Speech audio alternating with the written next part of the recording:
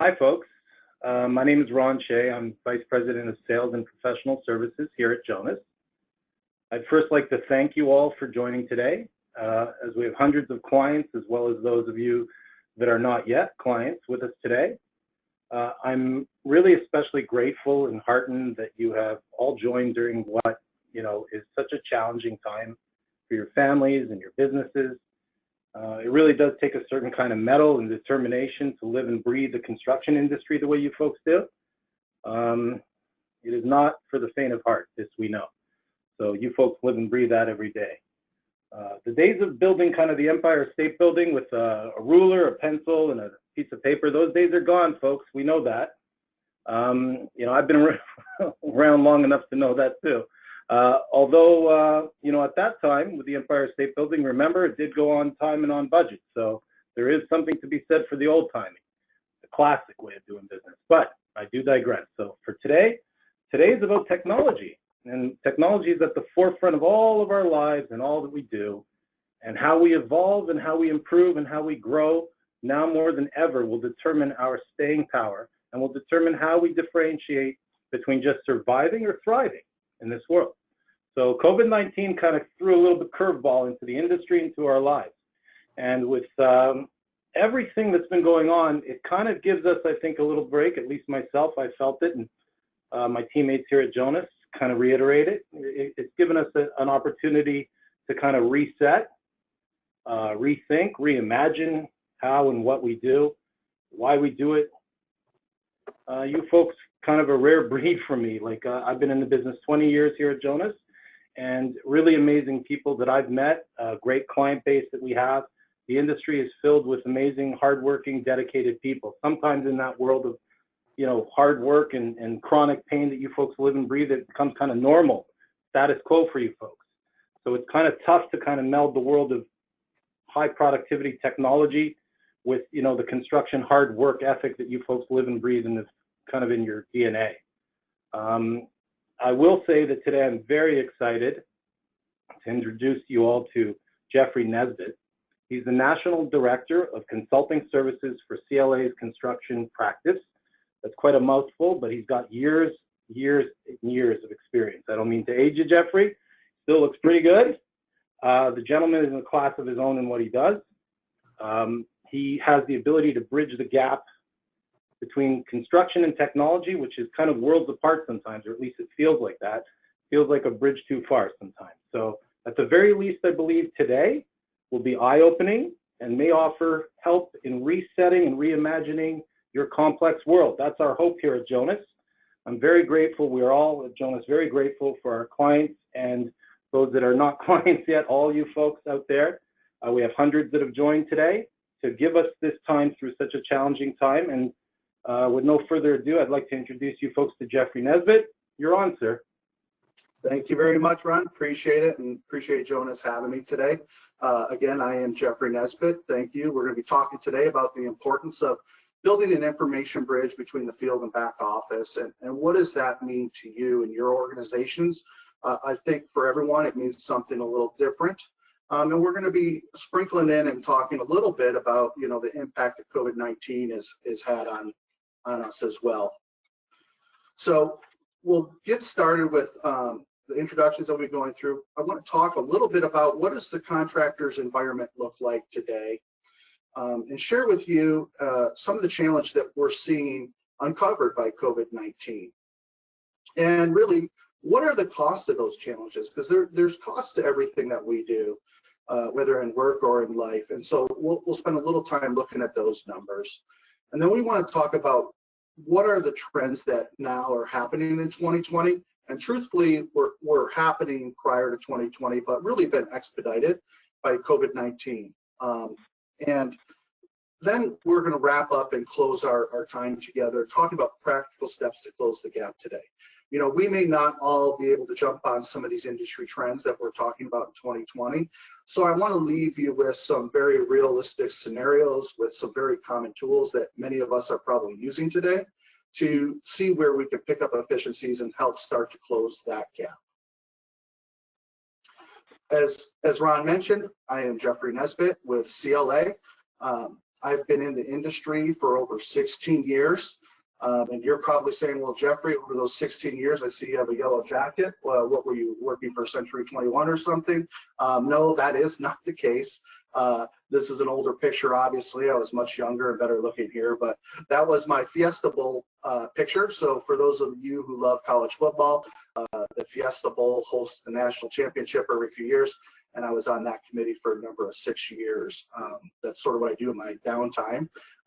But professionally, in the industry, I have been a project manager and an estimator in the masonry and world. I've also worked for technology companies in the past, specifically construction software technology. And most recently, I'm heading up that practice here for CLA.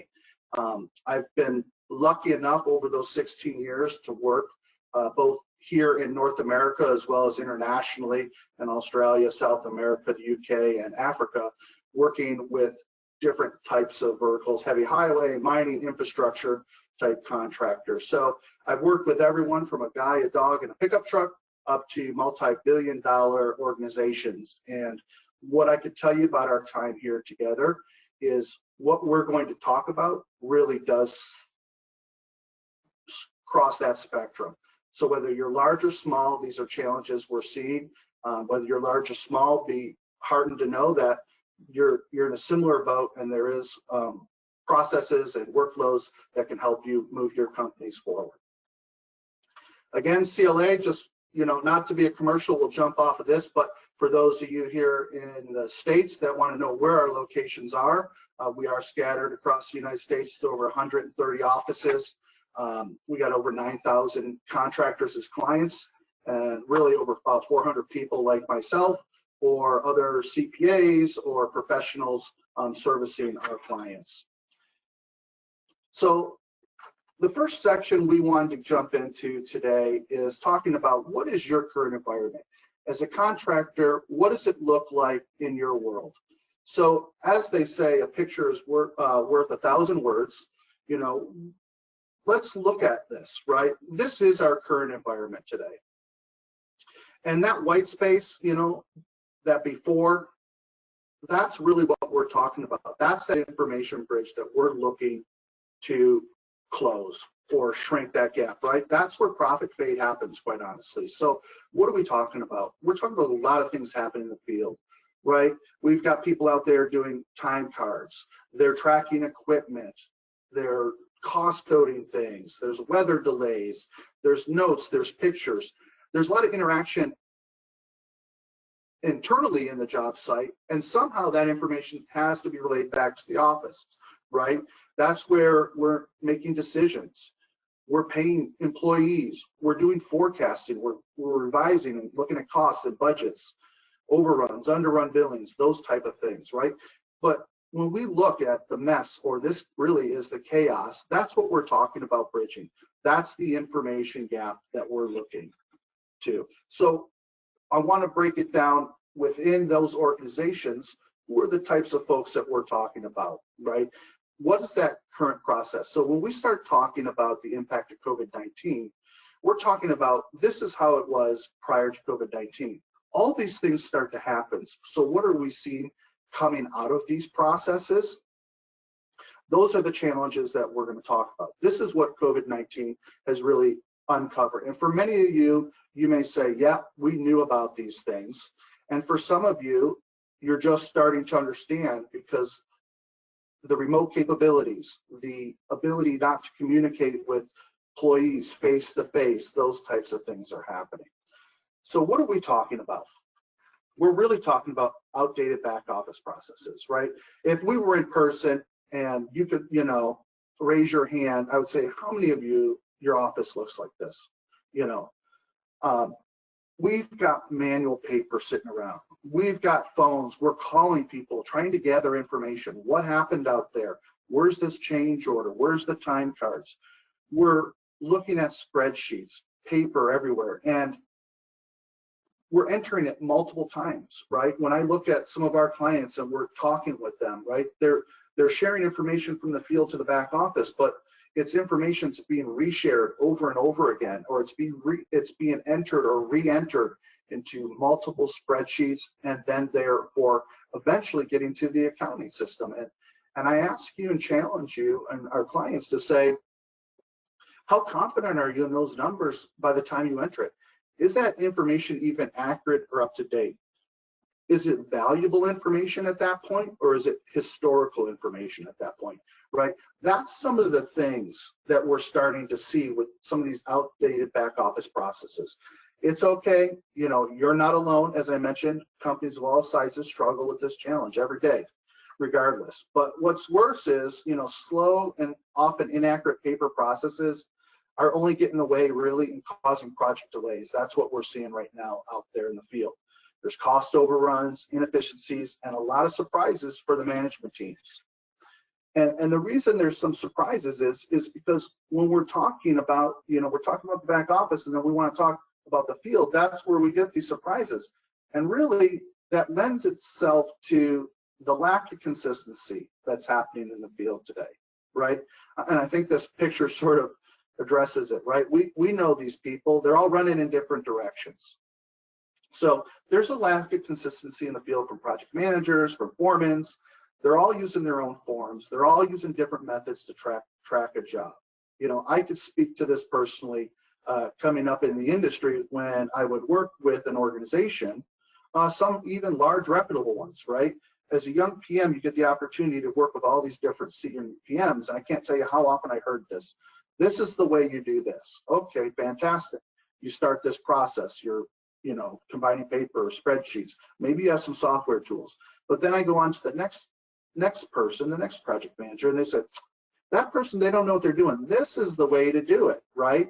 And so at the end of the day, sure, as a company, as an industry, do we get all the information where we need it to be and where it needs to go and have successful projects? Yes, but think about how much easier it would be if there was some standardized processes for achieving success.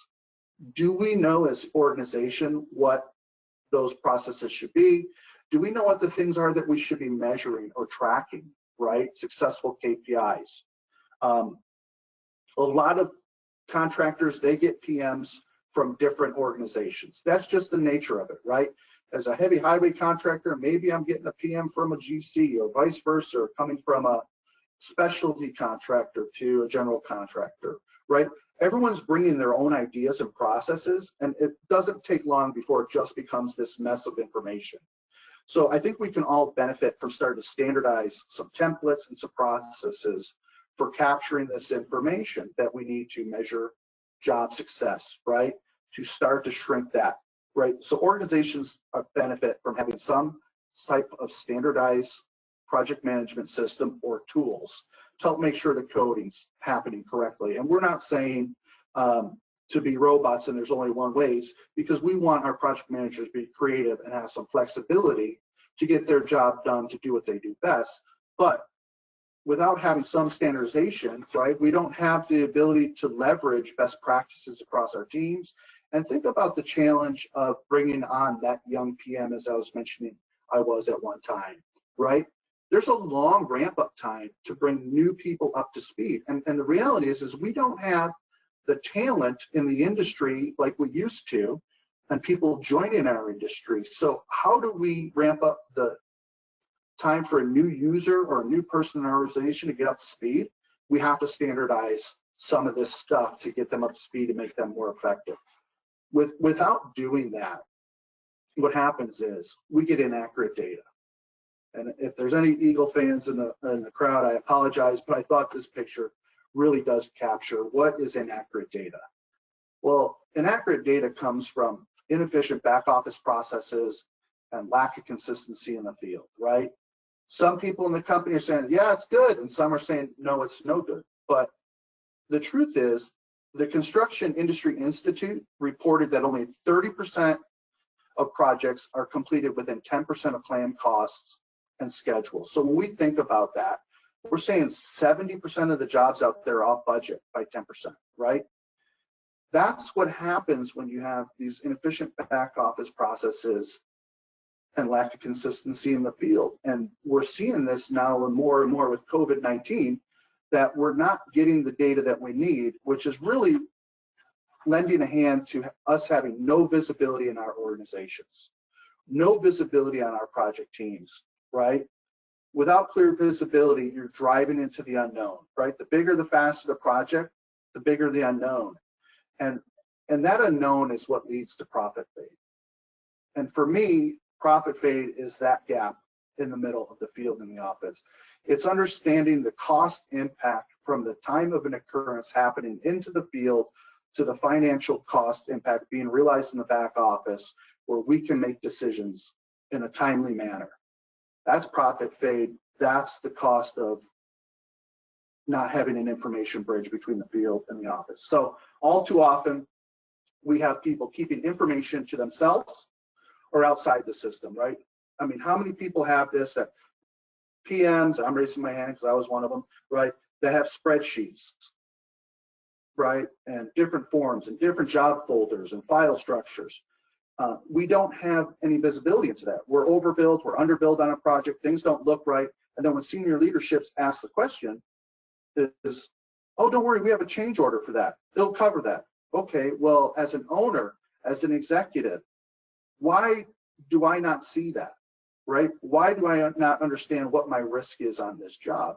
So as owners and decision makers of a company, you're looking at these project reports, trying to make decisions on the future of your company based on the information you have available. You don't have access to these PM spreadsheets, probably nor would you know how to read them, right, if you did. So we need to establish an expectation of transparency on these projects so we know our risk.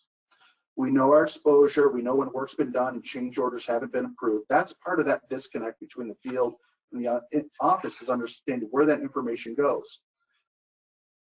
PMs understand how to build a project, they understand where the information comes, but they may not understand or grasp that this information goes into financial statements. And that may be consideration for bonding capacity next year, which will determine if we have jobs next year. And so now more than ever with COVID-19, I know within our firm and within our client base, as we're finishing up year-end financials right now, everything looks rosy, everything looks good. But I'm telling you, this fall, when you're going out for jobs and they want to see what your bonding capacity is, they're going to want to probably see updated financials, right? It's great. We had a great 2019 and things were going good, but what does your organization look like today? And so the question you need to ask yourself is, can we get that information quickly, right, to keep moving jobs forward? You know, one of the things according to Forrester research is executives and decision makers only have 12% of the available data to them when they're making a decision based on outdated systems, lack of consistency, inaccurate data. Think about that though, as a controller, a CFO, an owner, a project, manager, only having 12% of the available data. Is that acceptable? Where in your life would that be acceptable? If we looked at someone and the doctor says, Jeffrey, you've got COVID-19, and I'm going to give you 12% of the recovery plan, would that be acceptable? The answer is no. So why is it acceptable for us in our day-to-day job? I know we get busy and we have to get real work done, right? Sometimes this is considered not real work. But, as firms, these are common problems and challenges that we're seeing in the industry that you really do have to address. And so when I talk about the numbers, there's cost associated with everything that we do, whether it's at work or in life and personal, right? But what is the cost of doing nothing? For years, these challenges have been out there. I think a lot of you say, Jeffrey, you're not telling me something new. But COVID-19 has really ramped up with the problem that we now have to solve.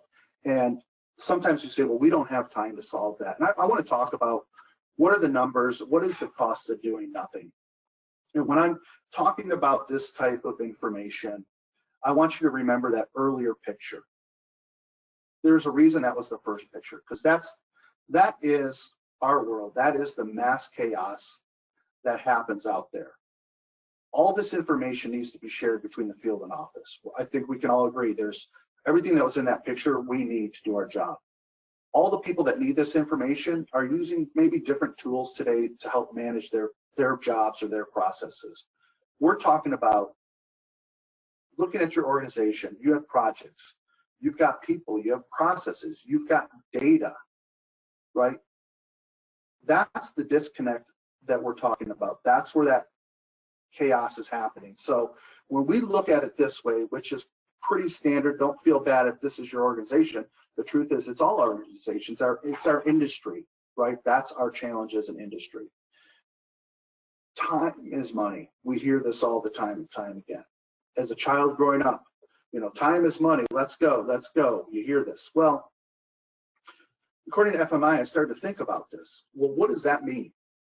Well, time is being wasted, which means construction professionals are spending 35% of their time on non-optimal activities. And you think, well, that seems ridiculous. That's 14 hours lost per person each week that could be spent on optimal activities. Jeffrey, there's no way we're not losing 14 hours a week.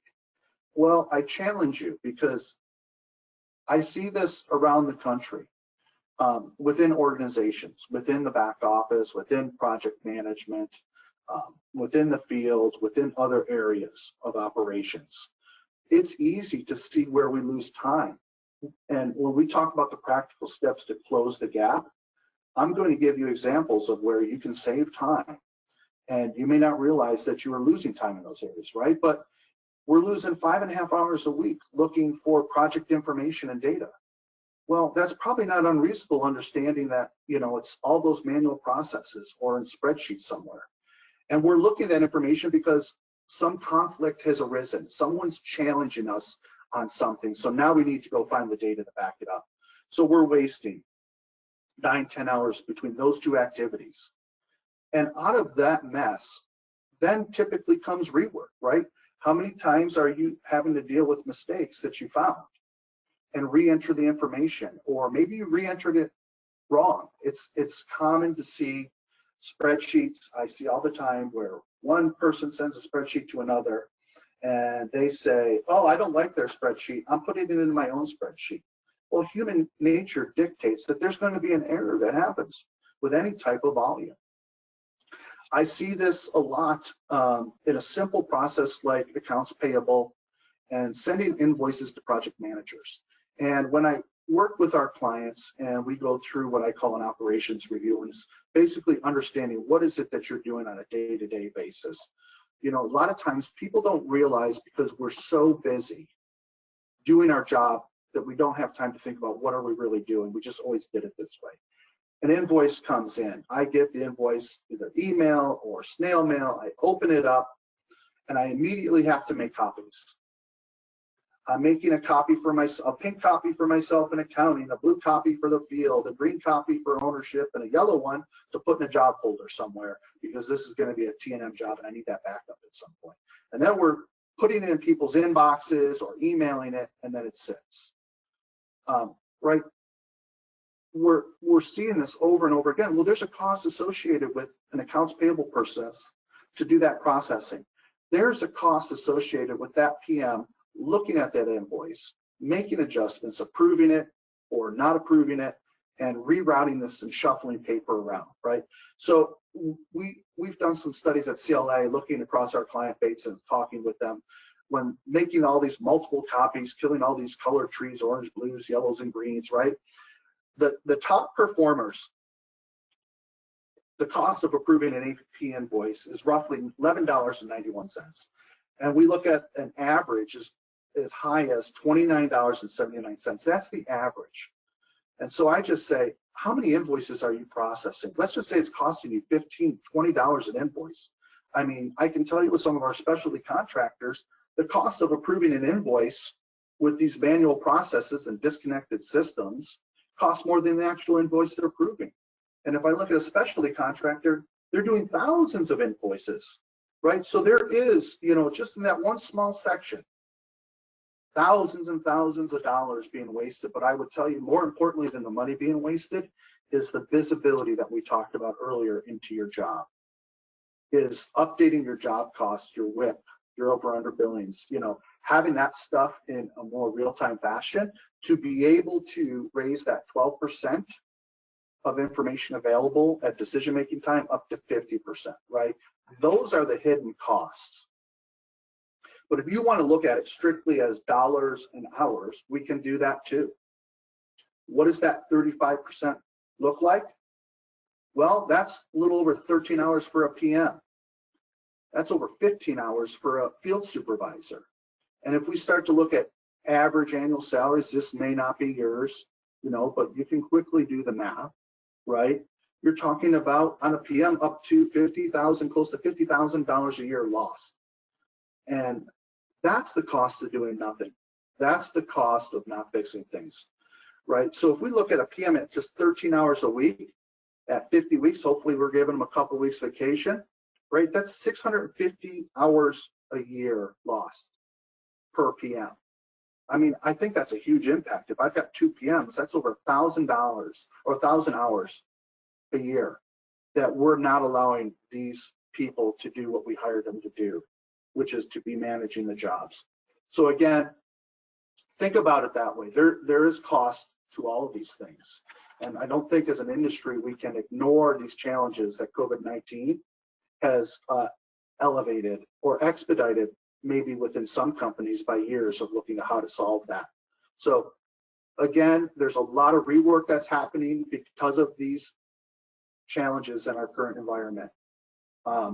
65 billion of the U.S. construction spending will go towards rework by year end. That's through the miscommunication and bad data that's happening. That was just through 2018, these figures. So I'm thinking 2020's numbers will probably be a lot worse. And that's what we're talking about is the impacts that COVID-19 is having. At no point were these numbers okay. I think we're going to see them climbing higher and higher. And when I think about who's coming back to our industry, how many people have left, and how many people will come back, and what will the skill set be of those people, I think it's more and more important that we start understanding what are the reasons that people are investing in technology or field technology in our industry. At CLA, as I mentioned, we have lots of clients, and so we start to see what is it that they're doing and why is it they're doing this. And it's really to get better access to project information, right? And the second reason is improving project productivity. And of course, improving that accuracy, right? These are the top 3 reasons that people are looking to technology to help them. Again, it offsets some of that workforce shortage, truly. Other considerations is estimated return, responding to specific challenges maybe within your company that will give you a competitive advantage over somebody else.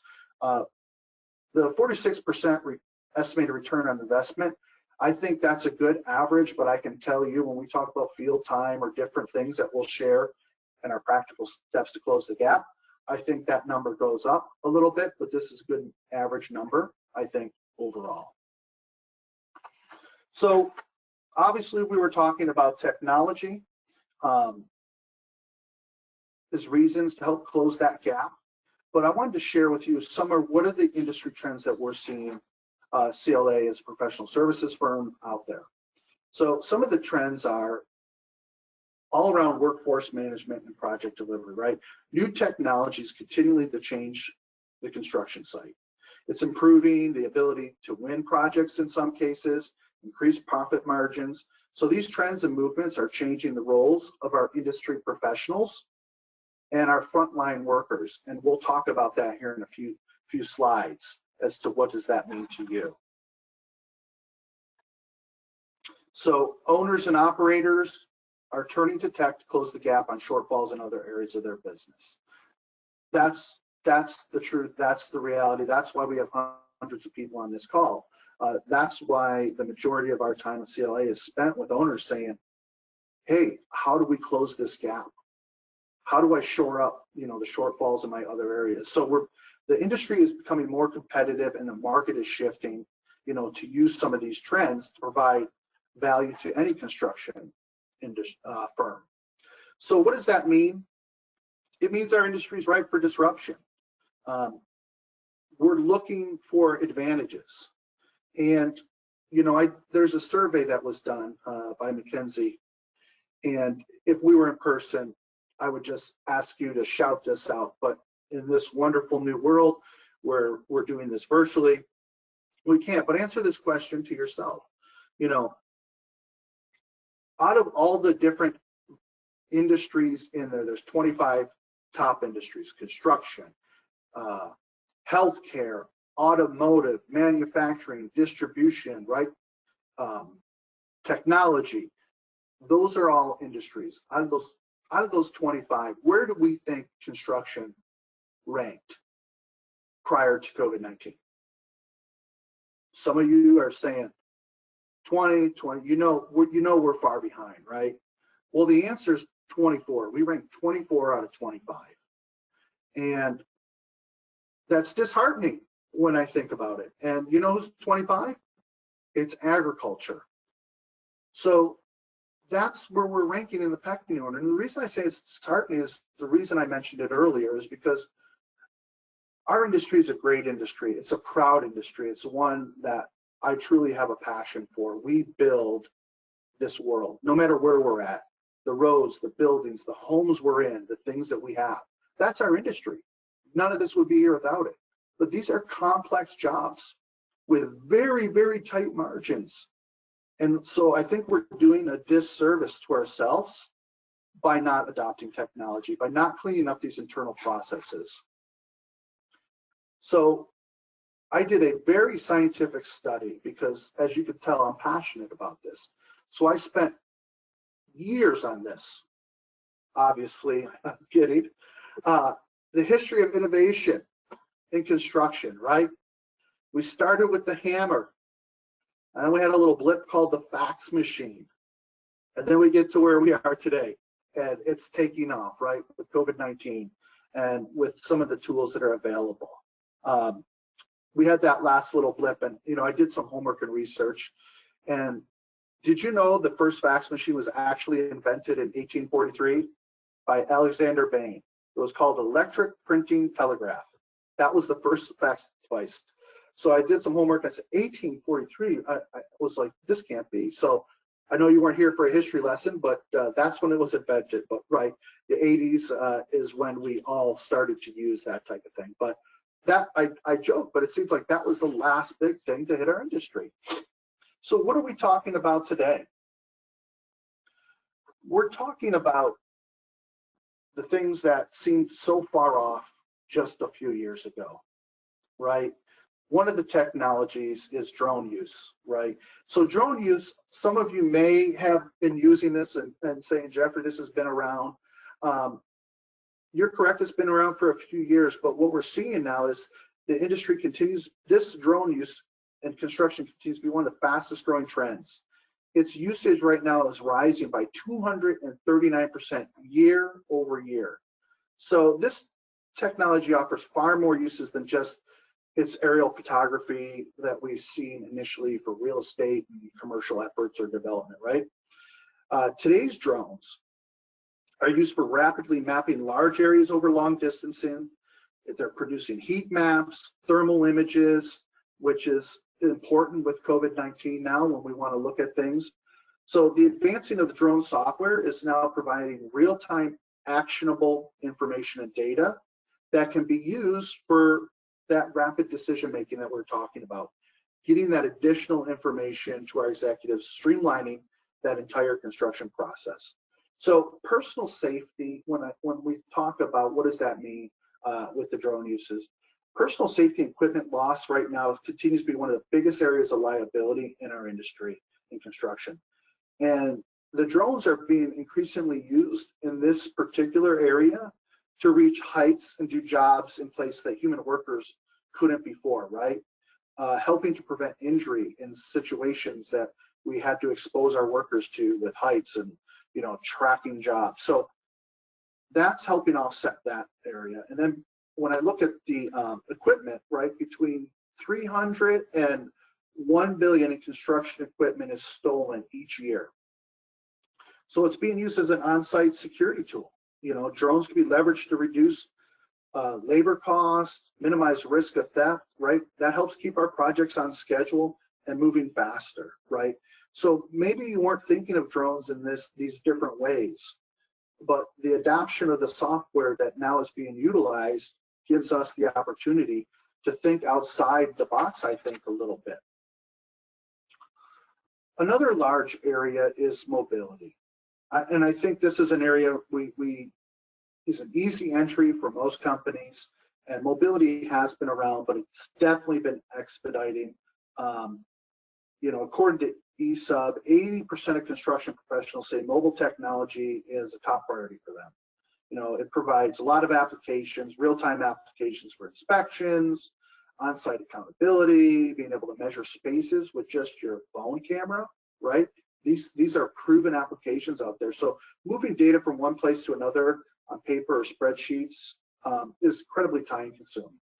I will give you an example of a very large organization that was still doing that in our practical steps, but right, this is an area that is easy wins. So supervisors want their team spending time working on a job, not wasting administrative time. So as I mentioned, we'll touch a little bit more on that in the next section. Another large trend is big data. And a lot of people maybe have heard big data in the past, maybe they haven't. But in the early stages of COVID-19, how many of us were looking at big data, you know, during the press conferences with health officials showing trends and mapping and things like that? In some cases, we saw the effects of bad data or inaccurate data, didn't we, in some of those projections? But 2020, we're starting to see this more and more, right? By having big data and intelligent reporting with intelligent algorithms, it's possible to spot patterns and relationships that weren't known prior, right? And when you can understand these relationships between these different data points, you can better predict future outcomes and make smarter decisions what to do next, right? As that executive, that decision maker, again, you keep seeing, I keep pushing to that because that is where profit fade happens. We're making decisions without the right information. And so one of the things that we work with some of our clients at CLA is creating a learning organization. And I can tell you, we get pushback with our contractor clients. Jeffrey, you're talking about data. I'm a contractor. I don't use, you know, we're not a data company. We're not IBM. We're not a school. What do you mean a learning organization? Well, here's what I say. I mean, here's how I would challenge you internally within your organization, because the most successful companies are constantly adjusting to what they've learned. That's what we're seeing during this impact, right? If you're standing still, you're losing your competitive advantage right now. So your organization should be adaptable and be able to take best practices and processes from your most productive teams and feed them back into your organization. And so what do I mean by that? That's creating that learning organization. I call them centers of excellence. You can call them whatever you want, right? They're for specific disciplines for you to gather best practices. We all know who our A players are, who our B players are, who are our C players. So when we take this data, when we can measure it, when we can then learn what the best are doing and apply that to the rest of our organization, that's creating centers of excellence. Think about that. Being able to turn our C players into B players, our B players into A players, and A players into A plus, right? What would that efficiency do to your bottom line?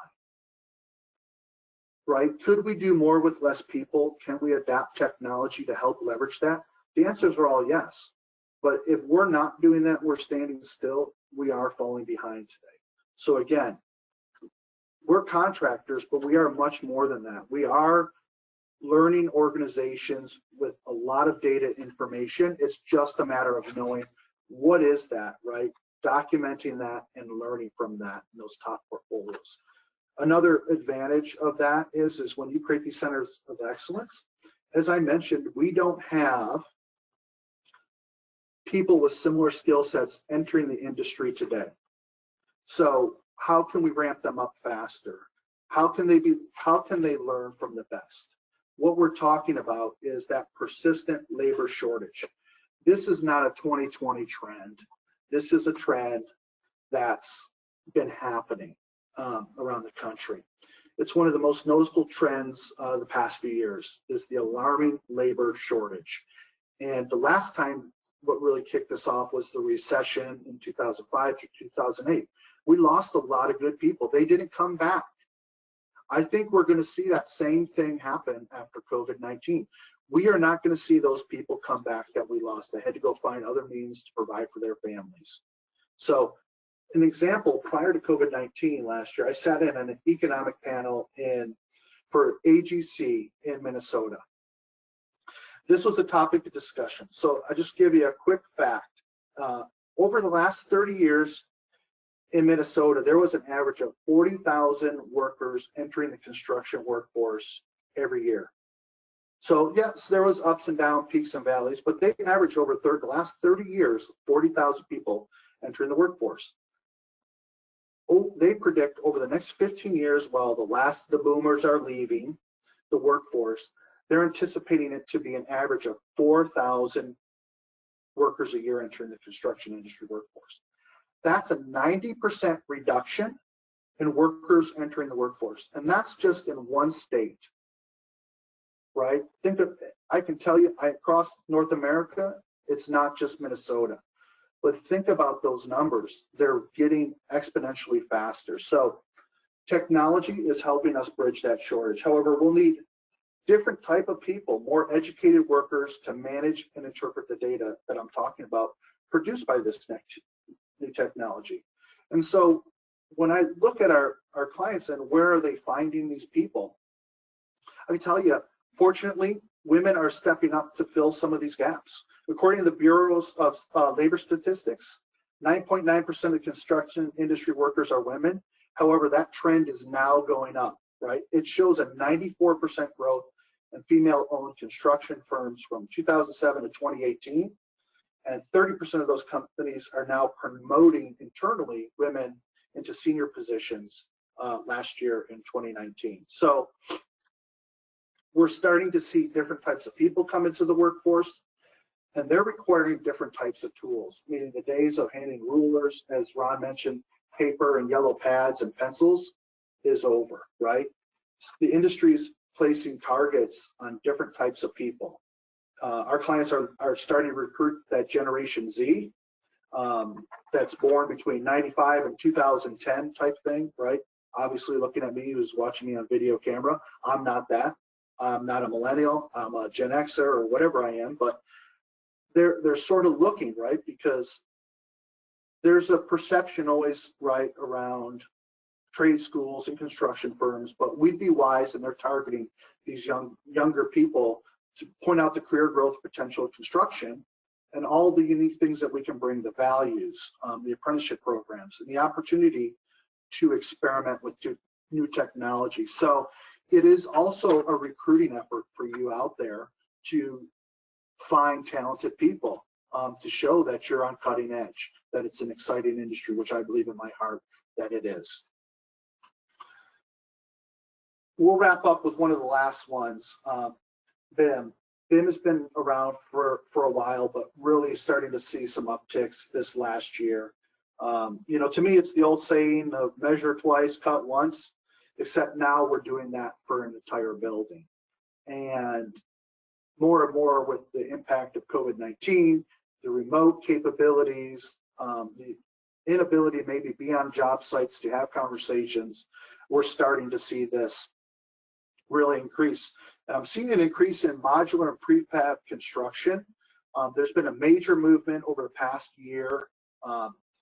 According to Construction Data magazine, they predict their modular construction will continue to grow by 6.9% per year and hit $157 billion by 2023. And that's really for a couple things. When I think about that $157 billion within the next couple of years, it's driven by a couple things. One is lack of skilled labor and affordable and growing material costs. And I think it's going to be compounded by this sort of new world that we're in. And I really truly hope it's temporary, but right? Where we don't have that ability to be on site with all these different trades and building. So building different sections. So if we can do that remotely, right? So 91% of off-site construction right now is moving towards prefabrication, followed by modular construction at 78%. So when we think about that, we poll, Built World's polled the contractors, 86% of them say they're not effective or they need improvement in their prefabrication construction. Again, that lends itself to BIM, it lends itself to a different technology, it lends itself to a different type of worker. So again, these are things for you to be aware of, to see how can we incorporate these things into our organization, and how can we attract talent to our organizations.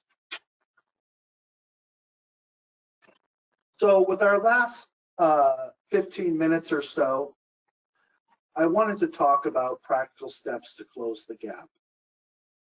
And what I hope to leave you with in this section is not BIM, maybe not drones and all these different types of things and big data, although some of you may be using those, some of you may not, or be looking to incorporate those. But when I look at a typical contractor that myself or my team may go work with, we're talking about a company that's estimating in Excel. They have maybe Jonas as their ERP. They're using spreadsheets and Outlook and paper time cards and different things like that. Those are that construction disconnected that we talked about. Those are where those numbers came from, those 13 hours, thousands of hours lost a year for our PMs and the costs associated with it. That's the scenario I think that a lot of us are in today. That's the scenario I want to address with these last few minutes that we have. So again, think of it as we estimate a job, we win a job, but when I look at a company, the way we estimate the job may not be the way we account for the job, which may not be the way we manage the job or the way we build the job in the field. But yet everybody in your organization is touching that job at some point in time. So using that, we'll start with estimating. As I mentioned, I was an estimator. That probably very, very close to my heart, right? So what is estimating? Winning jobs at the right price.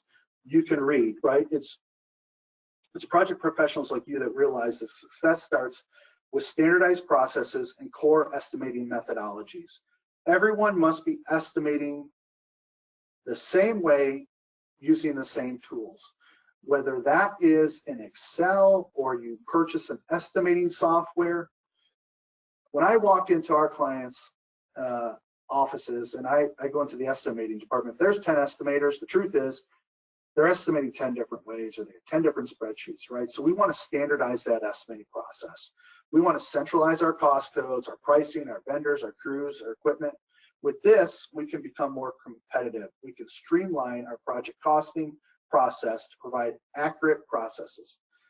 It's the only way we can squeeze, win good work and squeeze profits out of it.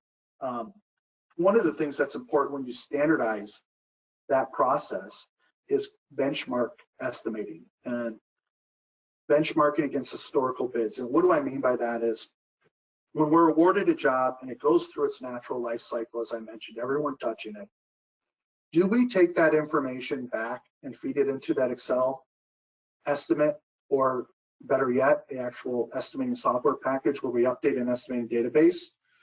Are our actuals what we thought they were going to be? Was the cost for that crew and that equipment what we said it was going to be, or do we need to adjust that? So when you start benchmarking, you could get a tolerance level of when we're creating a new bid and budget to say we're within reason on similar projects because we're looking at real data. That's one thing I definitely encourage you to do, is sort of that health check at the end to see how close were we on that. Next is project setup, right? That's the foundation for project success. Set up your budget immediately in your ERP and your Jonas software. Start standardizing your roles and responsibilities, standardizing the costing, coding structure for that consistent reporting. We have to set it up right away. As soon as it's won. I can't tell you how many times I go out and work with clients and I'm like seeing costs being incurred from the field, invoices coming in, time cards coming in, but there's no budget in the system. We haven't brought it in. So we want to get that in there so we can get some accuracy, understanding. I know this is a personal easy win. If you were using a tool like Jonas where you can upload that right in. Because right now, maybe your project managers are doing it or they're handing it over to you, right? They're handing you an Excel spreadsheet that you're manually typing in and entering it. So how long does it take to get that information into your system? It's double entry, so there could be errors, possibly usually are errors. And how many of these are you setting up in a day or a week? 4 to 5, depends on type of contract you are, but these are hours of someone's life, right? So automating that process, adding an hour back into your PM's day or your estimator's day, whoever's or accounting person's day, right? Again, those are those hidden costs. Multiply that how many jobs you do, how many hours does it take to do it? I think this is an easy win to get your project set up early and quickly within your back office tool. And then managing it, right? Within the system. Not managing it in spreadsheets, managing your budget internally, right? Creating accurate WIP schedules and projections, your plan versus budget, project performance. Capturing that information and managing your budget in your back office tool is extremely important. And so that connection between the field and the office and what does that information bridge look like now becomes exponentially more important because we want to get that in a timely manner. So that's crucial for real-time project information. I spoke with one of our clients recently about this, and their mindset was they didn't need it in the system, their budget, because they had these black binders, with all their information in it. Beautiful, some of you out there may have those black binders where you keep everything. But what happens when you're out of the office? They're like, well, I just call the guy next to my office and he'll go into the folder and tell me what's happening. And, well, what if the owner wants to know some information or a finance person needs to know their exposure on a job or they're talking with banking? These projects are too complex to be doing these manual processes. We want to see the small problem before it becomes a large problem. And I think this is an area of creating that data-driven organization that we talked about, time and actuals. Leveraging digital processes to collect job site data, time card entry. I mean, that's as simple as it can come. Rather than everyone putting it on paper and sending it on someone's desk in the office to input into the system, right?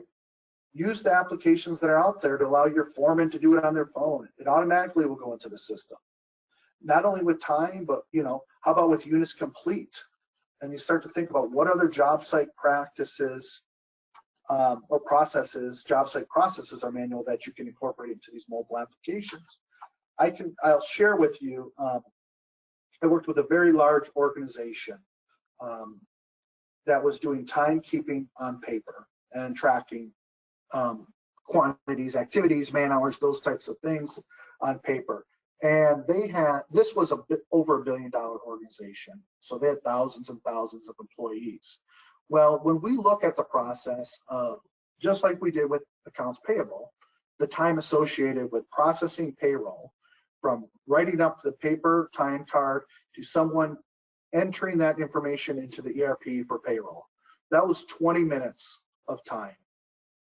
That does not include the drive time or windshield time of getting it from job site to trailer to back office, and doesn't include the ones that blow out the truck window or are stuck with the McDonald's bag under the truck seat. It doesn't include those, the inaccuracies. 20 minutes, right? Just by implementing a simple mobile timekeeping application, that particular large organization saved $7 million annually in payroll costs. And you hear that and you're just like, wow, that's amazing, Jeffrey, but I only have 100 employees or I only have 50 employees. Well, what does 20 minutes of time card mean to you and your organization? That's what you need to figure out. That's what leveraging digital processes will do for you, right? It's still times and savings, but the money aside, for me, it's really about the information that you're capturing. It's about real-time visibility and accurate data to make better decisions in your organization. And when we talked about that 48% return on investment with a mobile timekeeping application, I would say it's much higher in a timekeeping application than 48%. The thing will pay for itself in a few months. So I encourage you to look at these as ways to solve that problem, but more importantly, to give you the information that you need. When we talk about project management, it's execute high quality projects ahead of schedule and under budget, right? Isn't that what we all want to do? That's our mantra as a PM. It's our only goal. It might be the reason we get so angry when all those allocations hit our job at the end, which obviously are justified. We don't want to get into that and discuss that here, but it's about having visibility as a project manager into your jobs in real time. That is tying that field to the back office. That's bridging that gap. That's closing the door on profit fade, right? For me, I call it the triangle of truth. For some, it's dollars, times, and quality. For others, it's scope, schedule, and actuals. However you look at it, it is that triangle of truth, right? So it's being able to tie everything together in real-time visibility, understand where we're at and where we're forecasting to go. This is an area when I see companies utilizing project management software that it helps offset the workforce shortage, right? I have seen companies be able to tie processes, take best practices and processes, and have technology adapt to that. Let's not remember this. We don't want to adapt to the way the software works. We need the software to adapt the way we've defined as best practices, the things that we've been talking about today. So when we do that, we have seen examples of turning 2 PMs. You can take 1 PM to do the job of 2 PMs, right? Increasing that efficiency. So that helps offset that workforce shortage. So again, tying scope, schedule, actuals together, providing real-time active view of project, and providing the transparency that we've been talking about, not only to executive leaderships, but to your project teams, tying it to the back office, counting through efficient use of integrated tools. This is the impact that we've seen with COVID-19. Again, a lot of this has been around for a few years, and we used to be able to throw people at our problems. That's not a viable solution anymore. We need to be able to understand where we're at truthfully. Look internally, as that Michael Jackson song, Man in the Mirror. Look at ourselves. Look at those workflows. Look at what we're doing and understanding. If we can clean up outdated processes, we can tie that back office together. We can really streamline, right? We want everyone entering information once, having it move along in its natural life cycle, as I mentioned, estimating to accounting to project management to the field, all the way back to estimating. Entering it once will give you that truth, single source of information that we're looking for with project cost management and visibility. I'd really, again, love to thank Jonas Construction for their time today, for allowing me to speak with you. Thank you so much, Ron and team. I appreciate your time. And Ron, if you're still there and would like to close out, please feel free to do so. Thank you so much, Jeffrey. We really appreciate it. And on behalf of everybody at Jonas and Jeffrey, we'd like to thank you all for joining us today. Thank you, everyone.